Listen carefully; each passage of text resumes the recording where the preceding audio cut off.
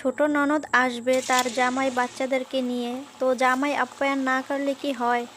So hello everyone, আসসালামু আলাইকুম। সবাই কেমন আছেন? আশা করি সবাই অনেক ভালো আছেন। আলহামদুলিল্লাহ, আল্লাহর অশেষ রহমতে আমরাও ভালো আছি। তো প্রতিদিনের মতো আজকেও আরেকটি ব্লগ ভিডিও নিয়ে আপনাদের কাছে হাজির হলাম। আশা করি পুরো ভিডিওটি স্কিপ না করে দেখবেন। তো ছোট ননদের জামাই তার শ্বশুর বাড়িতে আসবে, তাকে কি আপ্যায়ন না করে থাকা যায়? তো এর জন্য আমি পাক্কন পিঠা বানাইতেছি আর এখন পিঠাগুলো ভেজে নিচ্ছি।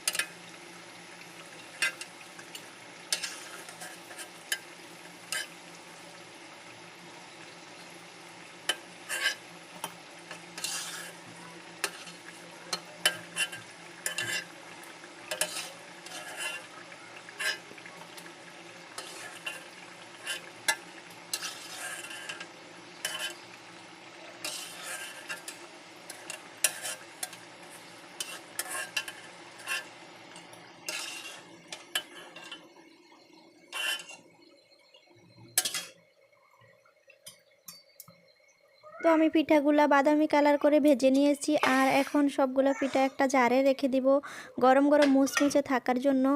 আর এদিকে হচ্ছে আমি বড় একটা মোরগ জবাই করেছি, আর এই মোরগটা হচ্ছে টাইগার মোরগ। এটার ওজন প্রায় 4-5 কেজির মতো হবে। তো বড় মোরগটাই আজকে জবাই করে দিয়েছি। আর এটা হয়তো ক্যামেরার ভিতরে তত একটা বোঝা যায় না, কিন্তু ওটার হাত দিয়ে ধরলে এটার ওয়েট বোঝা যায় যে কতটুকু। আর আমার সব মুরগির থেকে এই মোরগটা সবচেয়ে বড়, মুরগির থেকে এই মোরগটাই সবচেয়ে বড়। তো এটাই আজকে জবাই করে দিয়েছি।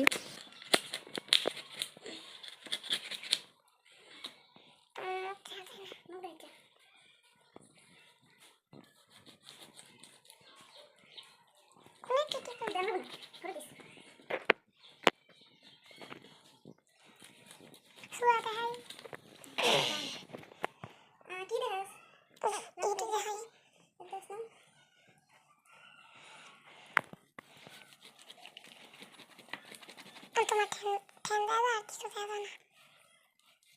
এটা দেখো না